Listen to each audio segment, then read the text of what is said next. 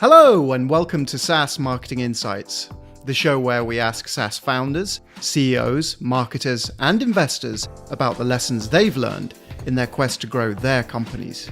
My name is Paul Stevenson, and I'm founder and CEO of SaaS marketing agency 47 Insights.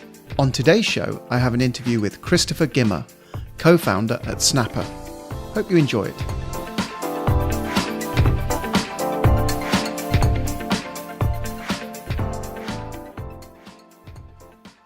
Christopher Gimmer, co-founder and CEO of Snappa.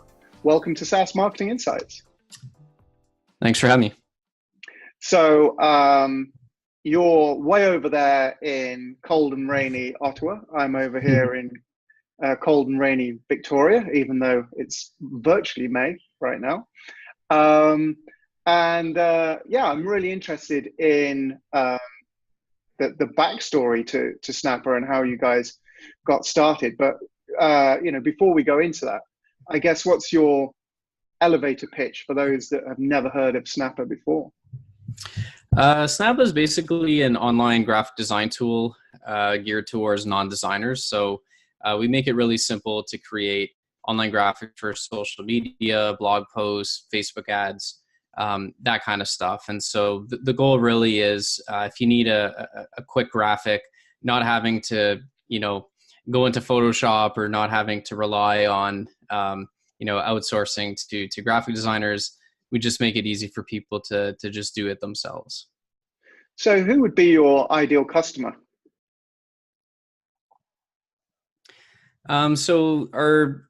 There's kind of two real main customers. So one is typically like a small business owner who's, wearing a lot of hats and has a lot of functions within the business.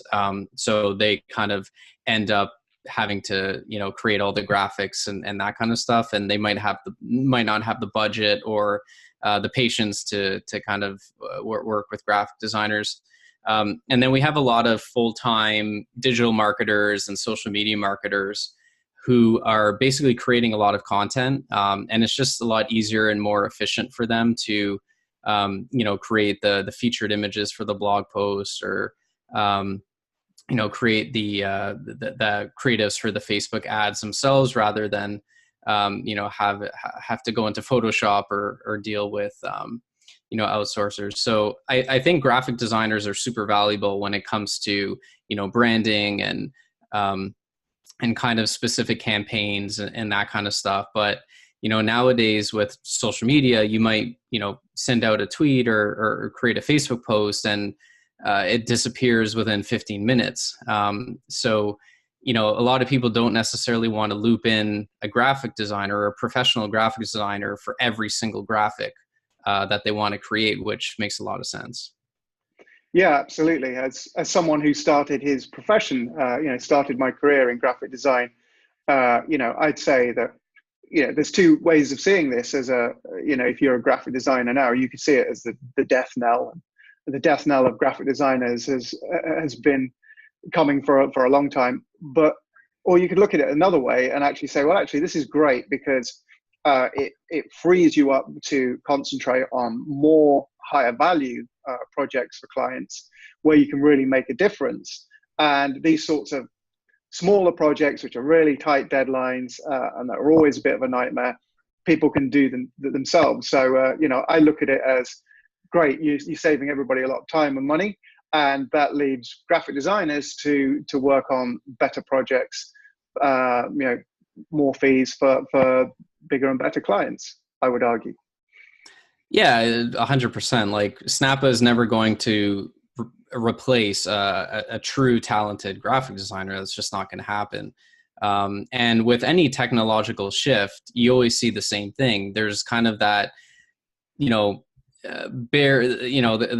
kind of people that are just doing very manual, like menial stuff. Those are the people that end up getting replaced with technology. And the people that are truly, talented and capable and probably want to do higher level stuff that aren't menial, those are the people that benefit. So I think, like I said, the truly talented and capable graphic designers are probably not going to want to be doing the work that Snappa is capable of doing. So I think I see it as a net benefit to everyone involved. Great. So just thinking about that space that you're in, it's pretty competitive. When I think of things like Canva, and there's probably half a dozen others in that space, and obviously I don't want you to say anything particular about a competitor, but how do you go about differentiating yourselves in such a competitive market? Yeah, so from the very beginning, we've always focused very heavily on ease of use and speed. So as I mentioned before, our target audience is like entrepreneurs and marketers. So their main goal is not to become graphic designers. Their main goal is to create nice looking graphics for their marketing campaigns, but do it very quickly and easily, and then get on to their tasks. So we really focus on that niche and that market. So you can't create birthday invitations in Snappa, for example, because that's just not the segment that we're going after. Whereas, a competitor like Canva, and not saying that it's obviously they have a much bigger reach and they're going after a bigger market than they are. But they'll do things like restaurant menus and birthday cards and all sorts of stuff. And so each element, as you would expect, each time you add things to your software, it increases a bit in terms of bloat and complexity. So we purposely made Snappa very easy to use, very fast, and we focused on a niche in a market that we're optimizing for. So that's kind of how we try to differentiate ourselves. That's fantastic. Yeah, I think so you really understand who your audience is, and you're not trying to be all things to all people, which I think is a much better way to go. Just work that one niche. So as I understand it, Snappa actually came out of a previous SaaS product that you guys had. So do you want to tell us how you got started? Yeah, so a bit of a long story. I'll try to keep it short, but we were working on another business called Bootstrap Bay, which was a marketplace for basically Bootstrap themes and templates, front-end templates essentially for non-developers out there. And so I had written a blog post about where to get free stock photos that ended up going viral. And at the time, a lot of the free stock photo sites that we were referencing didn't have search functionality, because this is when all these new kind of stock photo sites that were releasing photos under Creative Commons started getting popular, like Unsplash and some of the other ones at the time. So 3-4 months later, we we thought at some point that the traffic from this blog post was going to die down, but it just kept increasing. And so we thought, well, why don't we just make our own stock photo site? I'm sure it could be valuable. And at that time, we also kind of had this idea for something like Snappa, because I was having experienced a lot of pain creating the images for our own blog and social media. So we ended up creating stocksnap.io, which we ended up selling later on, but we launched that site, and then sure enough, that started to do really well. And so then we're in a really good position where we had a blog post about free stock photos that was getting a lot of traffic, and then we had an actual free stock photo site itself that was getting a lot of traffic. And so when we had the idea for creating Snappa, we had an audience that we can essentially market to from day one. So that's kind of the sequence of events that led up to it.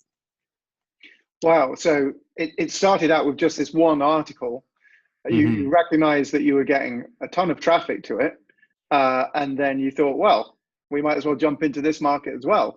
Did you keep that article up and have links off to Unsplash and Pexels and all of the other people, or did you just rewrite it and redirect all the traffic to your own property? Yeah, so initially we just kept the blog post up, and what we did was we just included our own site within as one of the recommendations within the blog post. So pretty much the easiest thing we could have done to market the stock photo site. And that's basically how we started getting a lot of traffic to the Product Hunt and Reddit and a couple of other things. But I mean, really, what did it was just inserting it into that existing blog post, some traffic. And then from there, once we had the stock photo site, it was just a matter of kind of sticking some links in the sidebar and kind of in the navigation that directed people towards Snappa. So we basically leveraged each thing to promote the other. Great. So is Stock Snap still going? Yeah, it's still going. Sold it. Yeah, so we ended up selling it about I think it's been a year and a half ago. So when we first launched the site, about 90% of our signups were basically coming from StockSnap. By the time we sold it, it was maybe down to about 15% because, naturally we had built up some of our other marketing channels. And, at that point, we were basically managing 2 websites, and we had no intention of, the stock photo site really was just a lead gen for Snappa. Like, we ran a little bit of ads. And so the buyer, who unfortunately I can't say who it is because we're under NDA, but the person who ended up buying it, they obviously saw a lot of potential in the site, whereas for us it was just a lead gen to get signups. So I think it was a win-win in terms of the offer that they gave us was really great for us, and not only did it put some cash in the bank, but it also allowed us to just 100% focus on Snappa without having to maintain this other thing on the side. Sure. So in terms of timing, this is around the 2014, 2015 period that you started those 2 sites. Is that right? Yeah, 2015. Okay. And so here we are 4 years later. What does Snappa look like as a business now in terms of, customer numbers or whatever you want to share with us, really?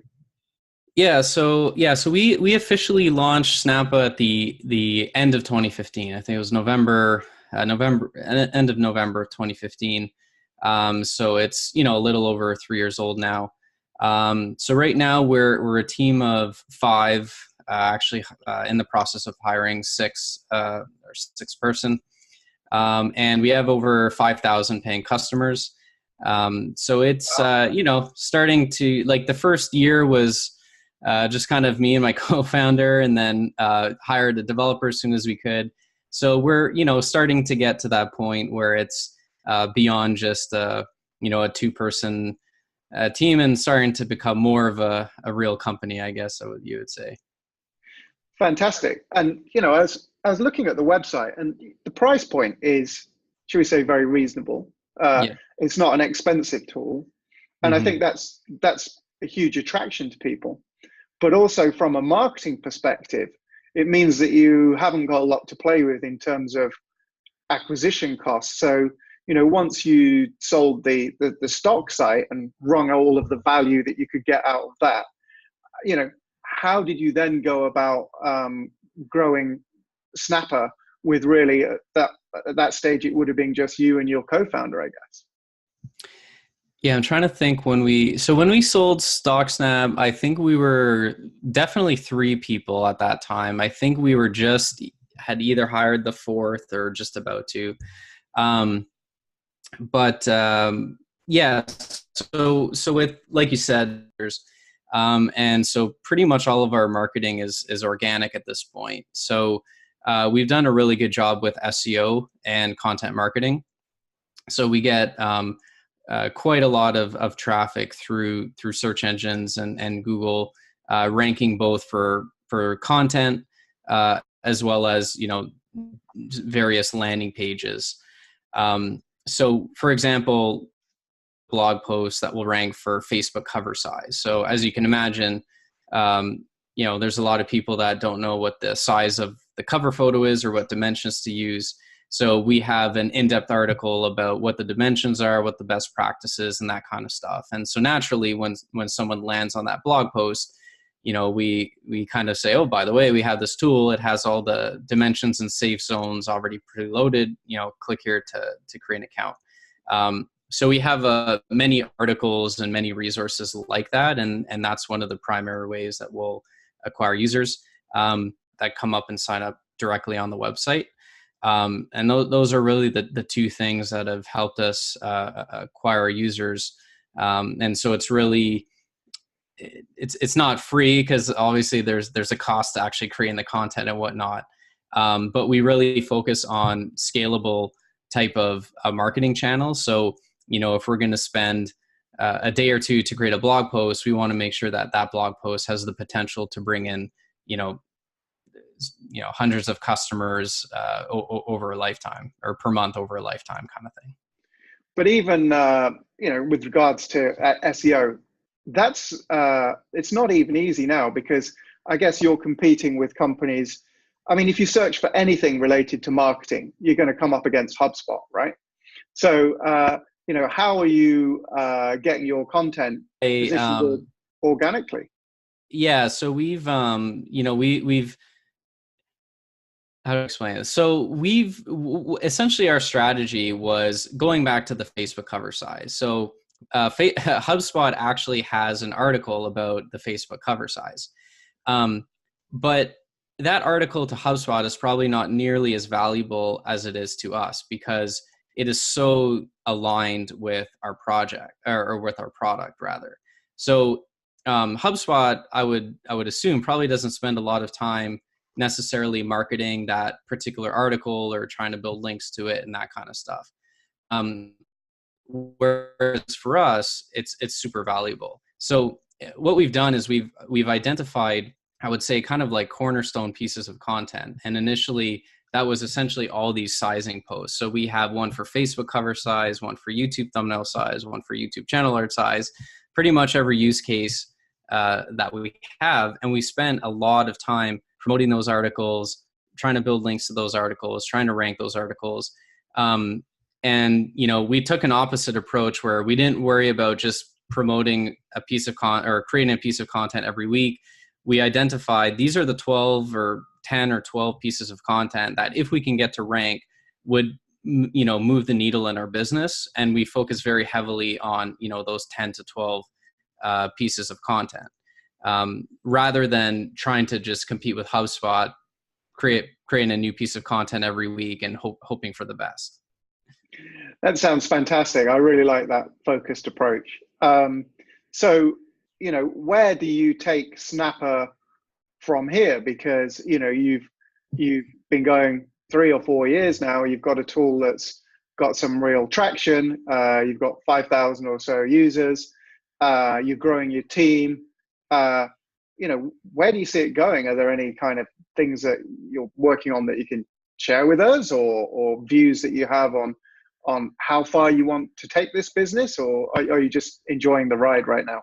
Really interesting is the aspect of teams and agencies. In the last survey that we did, I was really surprised how many agencies, and not necessarily huge agencies, but there's a lot of people that are using Snappa to create graphics on behalf of their clients. And as you can imagine, those customers tend to churn a lot less, have a higher willingness to pay. And so Snappa really started out as more of just a single user kind of product. And after talking with a lot of these people that are kind of managing social media on behalf of others, and kind of running, small agencies, we're realizing that is one area that I think we can solve a big pain point that not necessarily some of the other graphic tools are. So I think that's one exciting area that we're kind of looking into. The other thing is, like, there's so many evolving use cases. Like Twitch, for example, has gotten extremely popular, and so there's always kind of new platforms and new use cases that are emerging. So we're always having to kind of adapt to those platforms and use cases. And there's definitely like a lot of kind of features and stuff on a roadmap which can't talk too much about right now, but there's definitely, there's, let's put it this way, there's more stuff that we can do that we have capacity for at the moment. So that's great. Well, Christopher, thank you very much for sharing so much about Snappa and how you guys grew from one thing into another thing and then into a third thing, just through some insights that you had around content and some obvious expertise. Really looking forward to seeing how far you guys can take it. Yeah, it was a pleasure sharing. I hope you enjoyed my conversation with Christopher. For more info on Snappa, please visit snappa.com. For more info about this show and to get our links to iTunes, Google Play, SoundCloud, Stitcher and YouTube, check out www.47insights.com. And if you have any SaaS marketing insights that you'd like to share on the show, please get in touch. Until next time.